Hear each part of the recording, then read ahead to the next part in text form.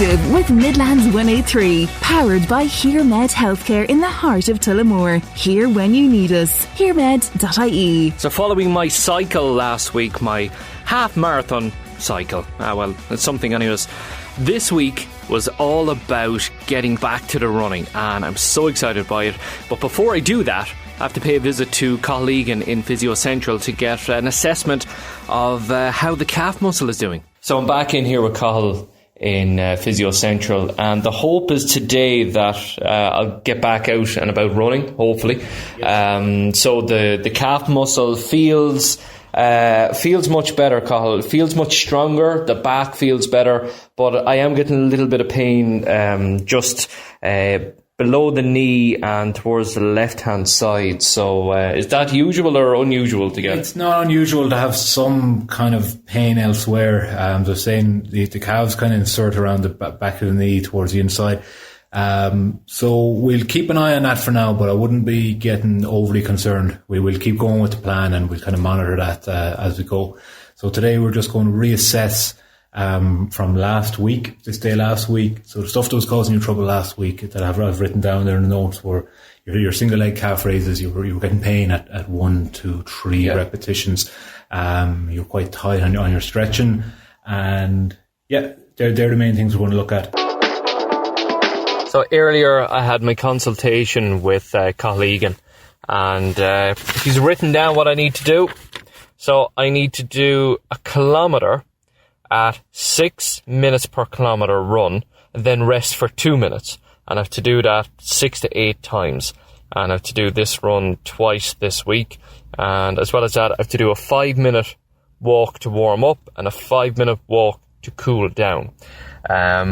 It's absolutely lashing raining out, and I'm excited to get out because I haven't been able to get out on the roads for over a week. For 9 days I haven't been able to run. So please God the leg holds up. Please God, I will be a happy person if that happens. But right, in the meantime, let's go. And where down we go.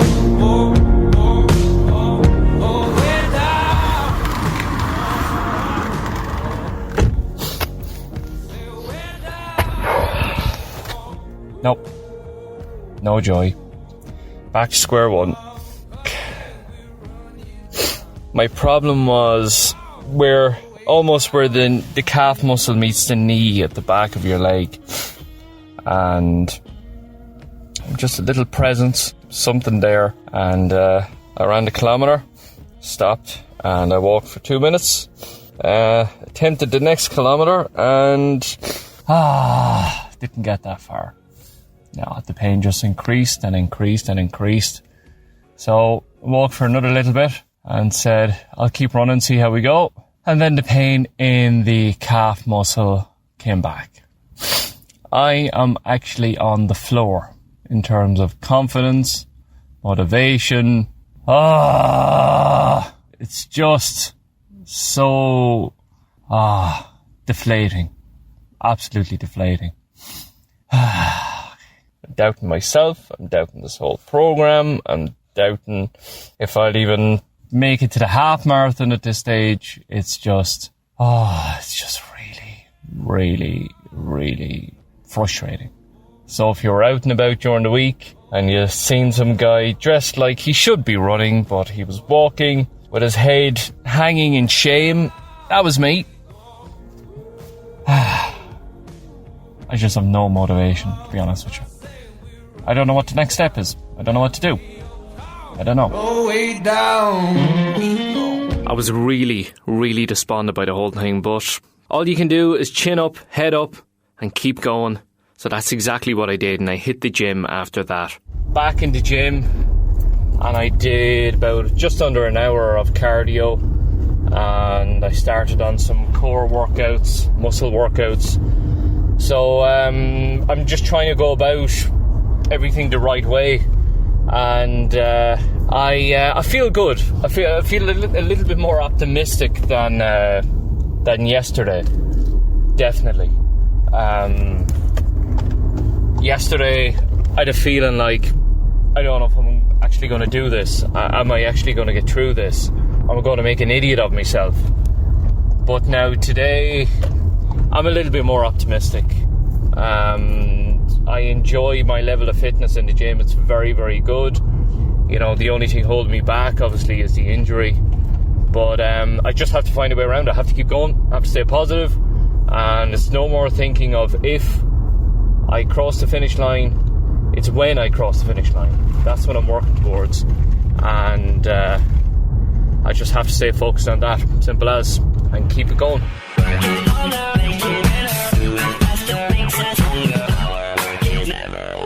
As part of this Get Active journey, I want to dig into the minds of people who run marathons on a regular basis, why they do it, how they do it, what's involved. And I was delighted to be able to chat with Shane Dunphy. Shane is from Tullamore. So Shane, you're not only a marathon runner, you're an ultra marathon runner. Yeah, I've done 5 ultras, Peter. It's a whole different discipline of training. What is an ultra marathon? Technically anything over 26.2 mile is an ultra. Generally they're in around 30 miles, 32 miles and that, but 30 would be standard. The thing I found when I was doing it first was when I hit the 26, when I hit the marathon distance, then I said, right, what way is the head going to be and the body going to be?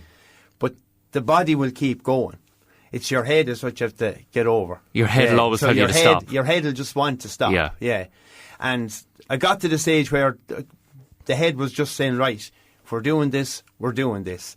And you listen to all these little voices that are telling you, you need to stop, you need to stop. You have to ignore them. Right. And again, I've been at it a while, but every little bit of information I've got off runners that have vast years of experience, you would take it in. And you'll find as the years go on, you're actually doing what they taught you to do. You're using that little bit of knowledge. Like the one about running and mix it up with the grass and the road. Don't be constantly road running. Mix it up, cross country, down with the canal and the grass verge, things like that. But the ultra is it's a hell of a feeling finishing one, I tell you. Wow. What's the furthest distance you've ever done? 100k. The Tralee 100k ultra. 100k in one? Yeah. Oh, God. You had 15 hours to finish it. 15 or hours. They took you off the course. So you had checkpoints each section. So you started off at 6 in the morning. And I had a crew with me. I had my wife Brenda with me and another runner that has run marathons, but he wants to do this the year after himself. So he said, I'll go along and see what this is like. So they're constantly driving along behind you, feeding you, basically. Right. Is what it is. You have your route. You have different checkpoints to get to. So you have to be at one checkpoint, say, after an hour. And if you're not, they'll be okay about it. But if you miss 2 checkpoints, they can take you off the course. So if you're 4 or 5 minutes behind when you hit your second checkpoint, you're going to get further and further behind by the third one, right. The fourth one, and next thing you're not going to make it. So you have to reach certain points in order to stay in the race? Yeah, at certain times. Wow. Yeah. So you'll have a checkpoint, so you'll know from your training and the layout of the course, right, I need to be at checkpoint 1 maybe in 45 minutes. The next one then maybe in 2.5 hour mark. Things like this. But they can take you off if you miss them. They can, a relief car will just come along and just say, in you go, your DNF, did not finish. Wow. Yeah. And as the race goes on, you're coming back around, you're seeing all the runners again. And sometimes the course is getting really depleted. And how many would start? I think there was about 40 went to post for the 100k. And how many finished? And I think a little over half of them finished, actually. Okay. Yeah. But you're seeing groups of runners, and then you're seeing that group is less and less the next time you see them. Yeah. And then you realise a number of them didn't make it. Wow. Yeah. So 100 kilometres. Take me through your typical training schedule for an ultramarathon like that. I was kind of doing nearly a marathon a week at that stage. I was doing no running in between. So I'd run a marathon of a Saturday or a Sunday and do nothing for the week, a couple of light walks, and then race again on the Saturday or the Sunday. And I did 2 back-to-back marathons within that. So you run a marathon on the Saturday, you run a marathon on the Sunday. My goodness. Yeah, and then you might do one again in a fortnight's time. But just before Tralee, I did 5 marathons in the month of August. So I did 2 one weekend, 2 in Offaly here, 1 in Road and 1 in Power Farm. Oh, yeah. Yeah, so it was a lovely course out there. But the only thing I really changed was to get time on my feet. I was dropping the time drastically. So instead of doing a marathon in 4.5 hours, you're looking at 6.5. Okay. To really just get the time on your feet. That's what I'm hearing from people time and time again. Time on your feet. Time on your feet, yeah. And then I was running with the backpack with small supplies of food in it to see, am I able to take small bits of food on while I'm running? It's hard. So do you have to train to eat while you're running as well and drink while you're running? Well, you can drink, but normally when you're eating, you'll take an energy bar and you'll jog on. But say when we're eating, say like pastas and tunas and things like this, you're literally stopping. Brenda used to hand it out to me in the car, and I'm with a couple of other runners. You're eating a couple of spoonfuls of it. You'll walk that distance, and then you'll take off again, because the back of your mind, you're conscious of the time. Right, yeah. And you have to be at the next checkpoint at such a time. So when you to eat, you'll walk? You'll walk for that little bit. You'll only take a couple of spoonfuls. You might be walking for 3 or 4 minutes at very most, Peter. It won't be much more than that. Like one of the times we were coming to a big climb, and we got our food, so we walked up the hill while we were eating, then handed across, ran down. That was the last food stop. Right, okay. And then you're inside the last 20 miles at that stage, so you have one more checkpoint to go, and that's the finish. Wow. At that stage, yeah. What's it like when you cross the finish line? What's the feeling like? When you see everybody there and you're with the group of people you spent most of that day with, you're thinking, right, just get to the line. We just need to get to the line. But then it's like this feeling comes over you, thinking, right, this is 100k we're about to cross the line on. And you stop, and once you stop, everything begins to hurt because you're not moving anymore. I get you. But then people are coming around, they're hugging you and high-fiving you and all this, and it's that little euphoria. Yeah. It's brilliant. But then you'd step back, and I just sat on the curb, and I just said, I need just a couple of minutes for myself. Yeah. And then you realise what you're after doing. Wow. Yeah. And amazing. It's a great feeling. Yeah. It's a great feeling. What motivates you, Shane? Well, to do one marathon, it was purely a weight loss thing. Okay. Yeah. Was that your first marathon, was it? That was the first one, yeah. And where did you run that? Dublin. Right. I did. Now, I was only planning on doing one. I said I'd like to do one, see what one feels like. Because I had done, about a year earlier, the Portlaoise half marathon, and I thought I was going to die at the end of it. Because they had, and unfortunately it wasn't ran anymore after that. They mismeasured the route. And instead of doing 21k, we did 23.5k. Right. And you were only training for a half marathon. Yeah. So there was a load of runners struggling. But like, I think back, my wife was saying it to me one day. He said, like, you were outside the hotel doing your stretches and stuff like this, and he said you were in none of the gear the other runners were in. Like, I came out of the sports aisle in Aldi, she says. Because I had nothing that you're supposed to have. That sounds like me right now, actually. I just wasn't really prepared, Peter, at all. I had gone, I suppose the longest distance I had gone was about 9 mile. Right. And I said, another thing you'll keep hearing is you'll find the last few mile on the day. You'll find it on the day. Yeah. And that's absolute, especially in a marathon. You'll find it on the day. So I ran the half marathon. It was a struggle. It was a bad race. Right. And I was in the showers, and I was absolutely shattered. And I was getting out, and I was getting dressed, and another runner said to me, one more of them now and you'll have a full. I'm just thinking at that moment, I said, I'll never want to do this again. But it changes. You'll get up and you'll go out again, and your distances, you'll say, I wonder, can I do one? Wonder, is it there to do one?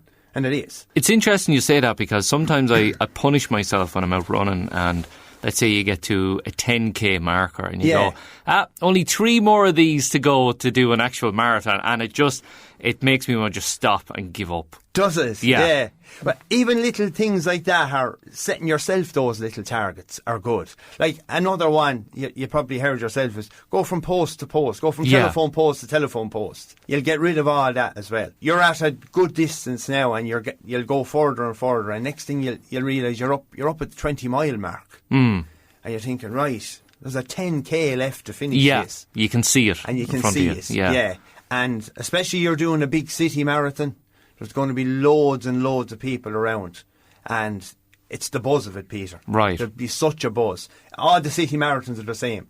Everybody comes out. Right. And I suppose looking for distractions for running is, like, you'll just keep smiling and keep chatting and read all the signs, because you'll see some bizarre signs. Which means signs. You have people out holding up signs. Oh, they'll make their own signs and bring them out. Yeah. Now up in Dublin they did, and I'm sure it's the same in all the city marathons. But you'll have them, like you'll have the comedians out at the mile too, saying, "Keep going, you're nearly there." Right. And okay. you're a mile in. Yeah. Things like this, and Chuck Norris never ran a marathon, and you run better than the government. But they make you giggle.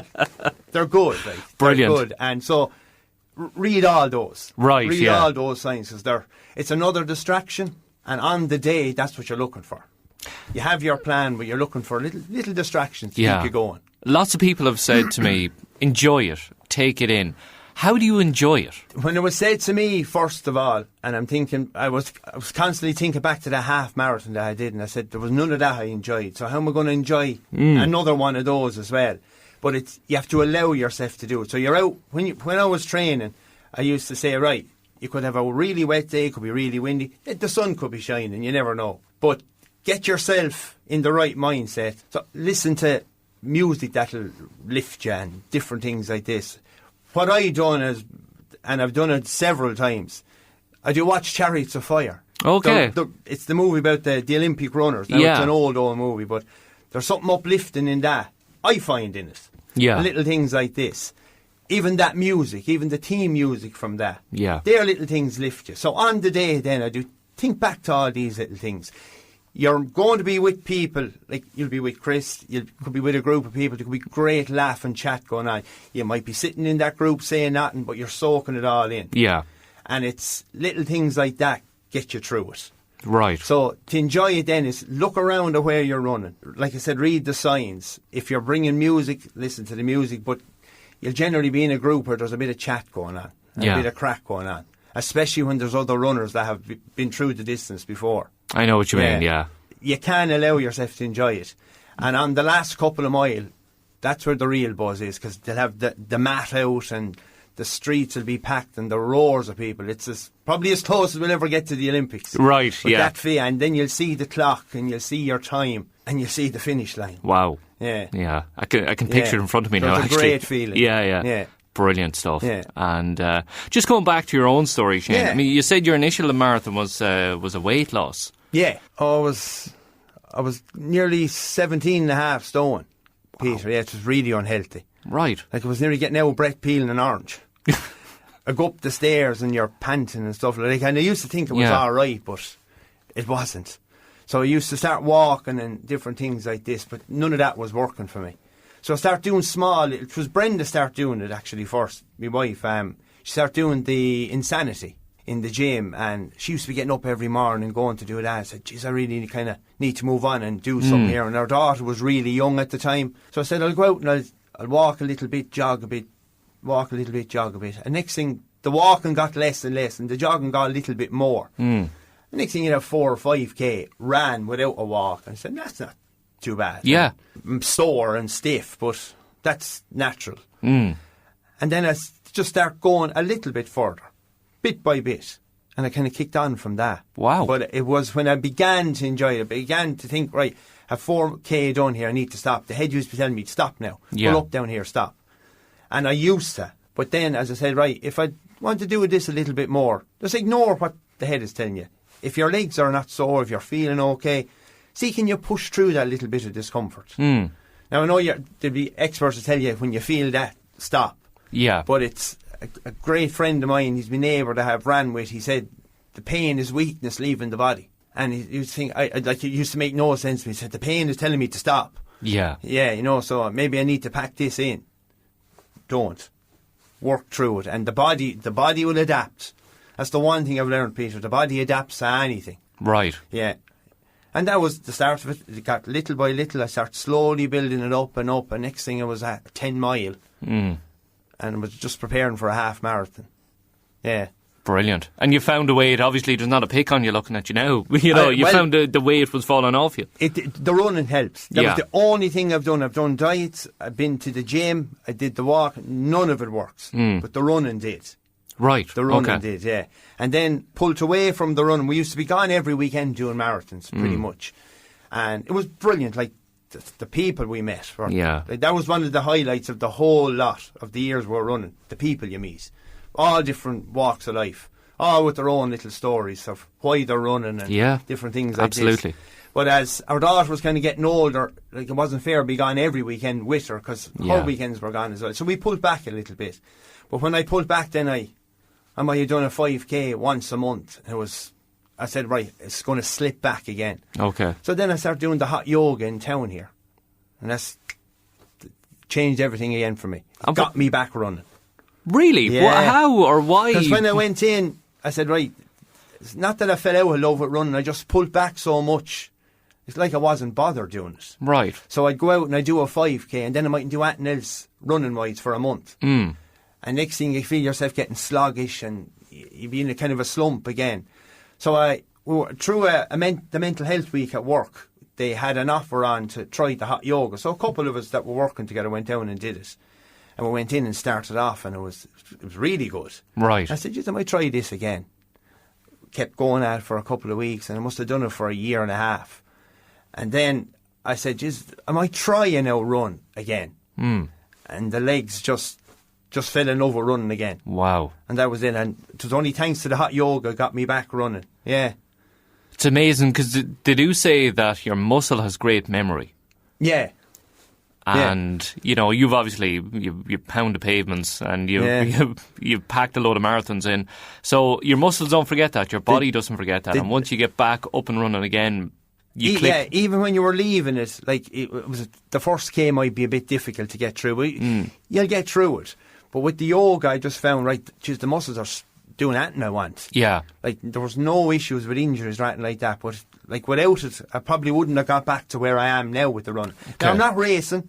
I'm doing my own thing, I run 3 times a week. But I set myself a target 4 years ago to run 100 miles a month, every month. Wow. Yeah, so that's what I'm doing at the moment. And it's 3 times a week I go out. So what's your distance then? The longest one would be, I used to do a half marathon every weekend, but the knee was beginning to be a bit painful. So I pulled it back to 11 mile. Right. And then do a 10k of a Sunday and a 10k of a Tuesday.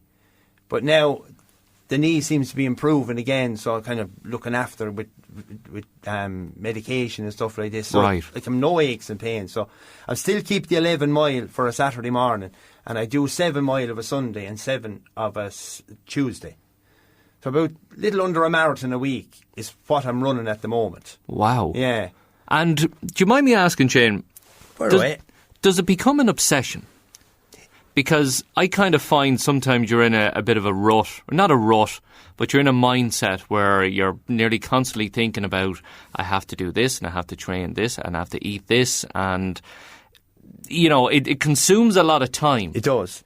You know, but is it an obsession? It can be.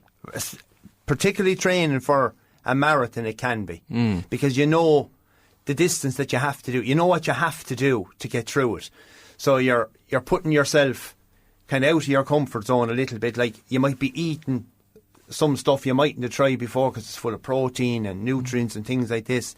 But as regards your training, yeah, you could find you're out of the house more because you're trying to get the miles in. Yeah. And you're trying to hit that, I suppose, that 20-mile mark before the race day. So you can become an obsession. Yeah. At the moment, I honestly, if I ran last night, if I was to miss a run now, even with the weather last night, I'd be really disappointed. Right. If I missed one. Because I have a nice little routine going, a nice rhythm. I do it after work the whole lot, and it suits me perfectly. But I would miss it if I stopped it now. Yeah. So there could be there definitely is an obsession about it. Without question. Yeah. Yeah, there is that kind of fear of missing out then as well. You know, when you're thinking, I'm on a good run here, or I'm building up nicely, and if you miss it, and I suppose, like, life happens. You know what I mean? You get sick, you get injured, you know, your wife or your husband gets sick, or the kids get sick, and it kind of, the first thing that gets sacrificed is your exercise. That's the very first thing, yeah. You know, because you look at the bigger picture, and it could be the least important of anything there. Yeah. So it will be put to the side. So yeah, it can, and then if one gets pushed or two gets pushed, the next thing you've missed 3 or 4 runs, and then it can play on your mind saying, right, I'm after missing serious miles here now. Yeah. Different things like this, yeah. And I know we kind of we worry about missing a run or missing a week or whatever, but what I have been told is, you can probably miss a week or two. Yeah. And you should be okay, but it's after that is when it starts having an effect on your distance or your body. The longest I suppose when I was injured was the 2 weeks. And after that, I was really etching to get back. Because you're thinking, right, if it goes another week, I'm going to have to go back nearly to the 5k start again. Yeah. Even though I had done the couple of marathons, but all I was doing at that stage when I was injured was stretches and strength and conditioning stuff just to build the muscle up. Yeah. But it was where I had the injury, it was really difficult to do anything with. Right. So I was on a foam roller, I had the elastic band stretching, and the physio gave me a series of exercises to do. And I remember the World Cup was on. It's the World Cup in 2014. And I'd be lying on the ground doing the stretches, and you go out to the kitchen to get a bottle of water, and somebody would run past the window, and you're just thinking, oh, I should be out there. This kind of thing. Yeah. But the injuries, you have to respect it as well when it comes. You put your body through it. It didn't take it. You have to let it heal and recover, and you'll get going again. You just hit the nail on the head there. It's a psychological blow when you're injured to see other people run. Yeah, and you'll see loads of them. I know, you see them everywhere. Yeah. I kind of find now that since I started the training, anytime I'm driving and I see people run, I kind of look and go, fair play to you. Yeah. And you're kind of looking at their stride and maybe their pace or whatever, and you're going, very good. You begin, fair play to you, you're out and about. But you do, when you're injured, you kind of look at them and go, that should be me. Should be me. Yeah. I was after doing me stretches, Peter, went out to get a bottle of water, and it was a lovely sunny day. It was during the summer. And a runner went straight past the window, and the first thing thought, that I should be there. That should be me. Yeah. This little thing. But that's the mindset you're in then when you're running. Yeah. You want to get back out. Talk to me about the psychology of injuries, because when you get an injury that sets you back, it can be a big kick in the you-know-what. Yeah. You know what I mean? And sometimes you can't see light at the end of the tunnel. You think, I'm injured, this is it, it's not going to get better, I've ruined the whole thing. How do you get over that? You have to respect what their physio is telling you. So if you're told to let it heal for this length of time, and you're being given exercises and stuff like that to do, just do what you're told to do. Then some days when you're doing your exercise or in your recovery and things like this, you might feel like, right, bounce on it a little bit and see what it feels like, ice it and all things like this, and then try and, if you're out for a walk, maybe run from the pole to pole, just see what that feels like. But when you start feeling the little niggle, like sometimes you just want to stop, but sometimes that little niggle, you might be able to work through it. Yeah. Not all the time, but particularly with the calf muscle, it can be so painful. There's a fine line between trying to work through a niggle and the start of an injury, isn't there? It's very hard to tell the difference. As I experienced, I thought it was a niggle, what I got, and I kept pushing it, and it became a full-blown injury. Right. If I had kept going, it could have finished me for good with it. But like that, the head was telling me, push through it. Yeah. But sometimes you have to just pull the reins a little bit and say, no, there's something serious here. So you just have to treat it. You have to look after it. Just whatever. It's hard because you want to be back out there running. Yeah. So you're trying to retrain yourself psychologically to say, look, I have to do this today. I have to do this the next day. And each step will get me closer to putting the runners on and going again. And what do you do outside of actually running, Shane? Do you do maybe strength and conditioning? You were saying hot yoga you were doing. But what would you do outside running that would help? Outside of it, really, I'm not doing anything else, really, Peter. It's like I kind of look after myself as best I can. When I'm not running, like work is active and physical enough. Where I'm working out in the distillery, it's physical work as well, so that's good exercise. And walking, that's pretty much it. Like, I'm not doing the yoga, like I'm not stretching like I used to be when I started off. Like, I used to be really good at doing the stretches in the beginning when I was starting off, but I don't really. And now I just go out, I start off at nice easy pace, and slowly you're building it up and up, and next thing you're in a good rhythm running then. But that all suits me. Like, and I've ran with guys that, will take off really quick in the beginning, and are able to maintain that pace. I couldn't. Right. It wasn't for me, and that's where the injury came. Okay. So I go out, I know the first K, keep it nice and easy, nice and slow, build yourself up, get the breathing right, and then you'll kick on. But as regards anything else, no. What would you say to yourself before, if you could go back and talk to yourself before you'd done the full marathon, what advice would you give yourself? Don't let your slip back to where you were to get to where you are on this day. So I was standing in Dublin that morning before we started and thinking, right, the last year, all that running to get here. You're running away from what you were. You don't want to go back to where you were. You don't want to go back to being that feeling you had of going up the stairs or you're out of breath and things like this, and you thought you were okay, but you weren't. Your head was saying, you're all right. Yeah. But you weren't. Right. You weren't. So it's that. I said, if I was to stand at that line again, I said, right, you've come this far in the year, don't go there. Just Brilliant. look after yourself a little bit better. I've been privy to a lot of information about marathons that I never knew before. Right. And one of them is, well, a couple of them. Number one, I was advised to walk up a hill because you'll probably run up a hill just as quick as you'd walk up a hill.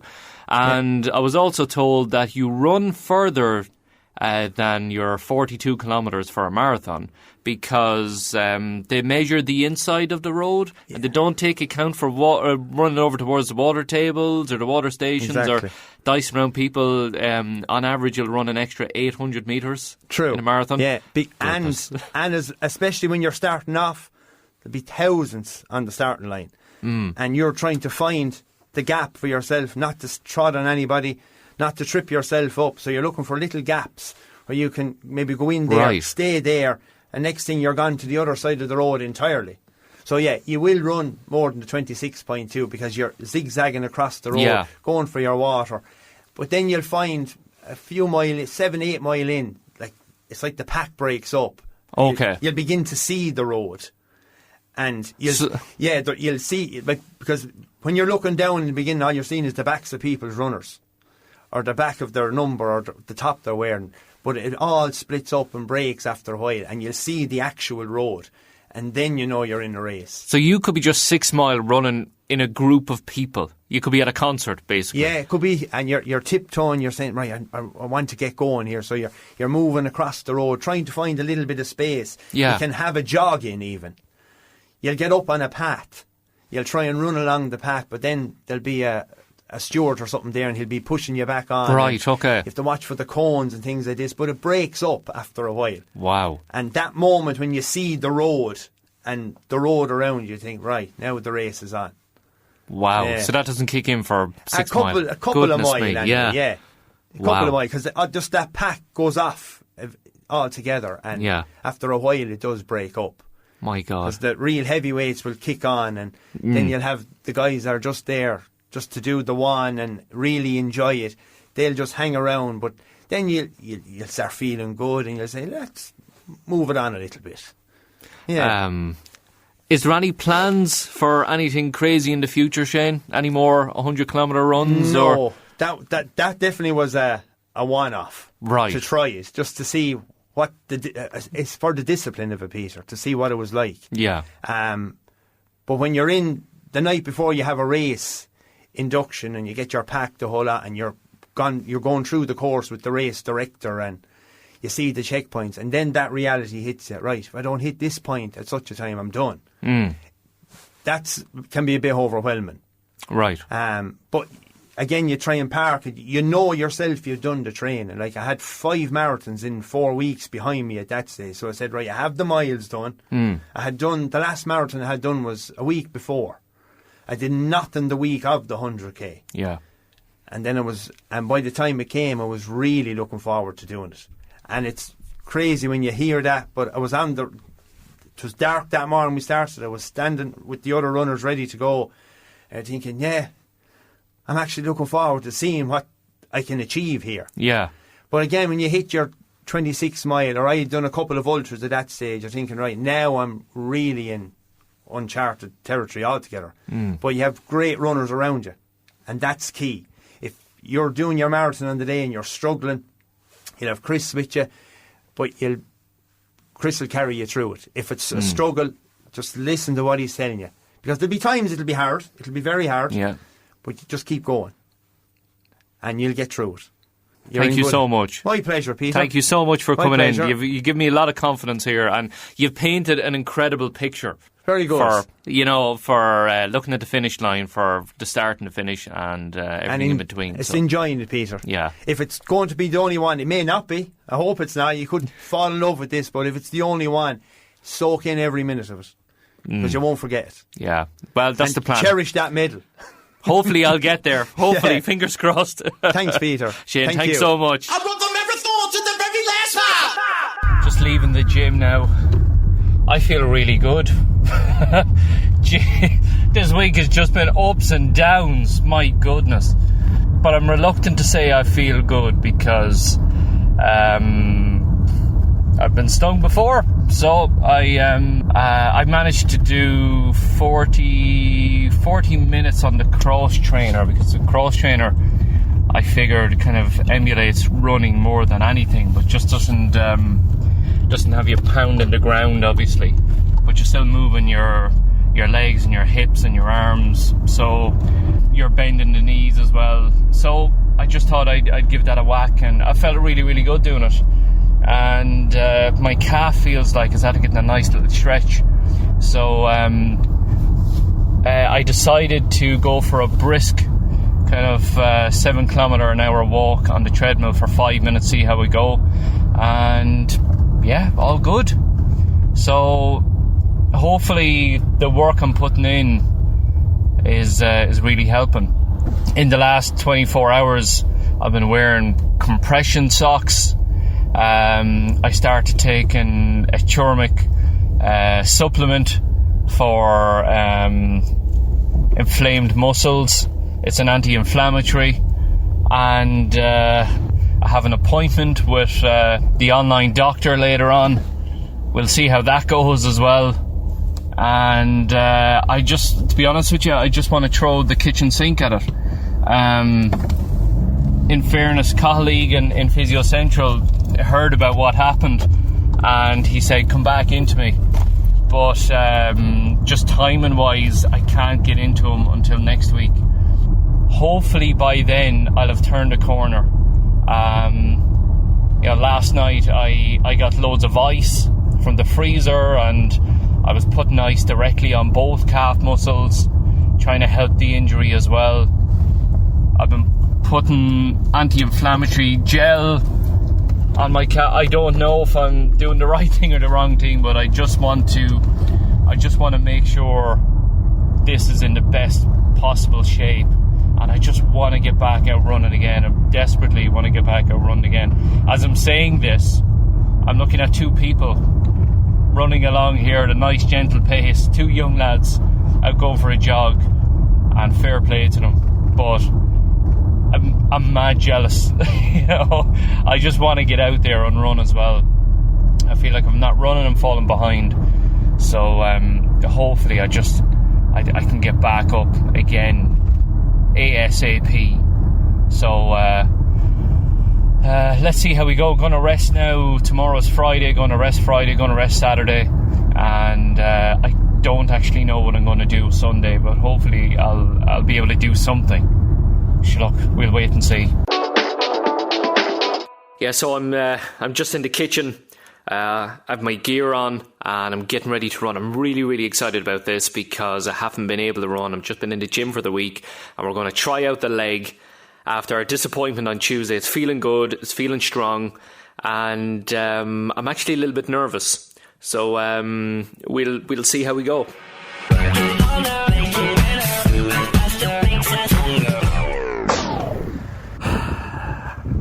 Nope. No good. Got less than a kilometre into it, and same thing again.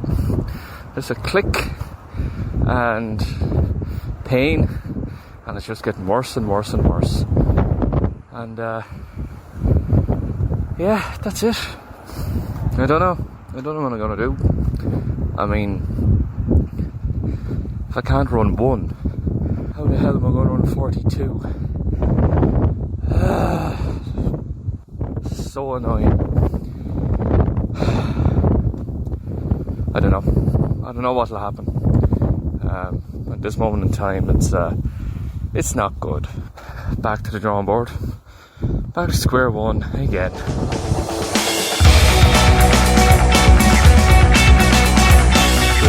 The joys, the ups and downs of it all, but there you go. And that's what I said I'd do on Get Active with Midlands 103. I'll let you come along on the journey and you'll see what it's like, the highs, the lows, the ups, the downs. But you know something, it's all for a good cause. It's all for Barristown Children's Charity, and we're looking for your donations. If you have anything you can give, we've all gotten paid in January, so if you have anything you can give, you can spare, it goes towards an absolutely incredible charity. They do great work for all the boys and girls all across the Midlands and all across the country as well. And what you experience going through marathon training is nothing compared to what they will have to go through and their families will have to go through. So that's why we want everybody in the Midlands to show your appreciation and give generously if you can. It would be great. Go on to midlands103.com and click on Get Active with Midlands 103. It'll take you to our I Donate page, and if you donate at least €10, you will be entered into a draw to win a signed Manchester United jersey. It was donated by the club themselves, so if you can, please donate. It would be absolutely brilliant. And don't forget, on our social media pages you can find the link as well if you want to donate. It's at the top of our Facebook page, and just click on that and it'll take you to our I Donate link. So if you can donate, please do. It would be absolutely amazing. And we'll keep you up to date on all the progress here on Midlands 103 and the podcast section as well, and every Wednesday on Breakfast and on Midlands Today. Get Active with Midlands 183, powered by HearMed Healthcare in the heart of Tullamore. Here when you need us. HearMed.ie.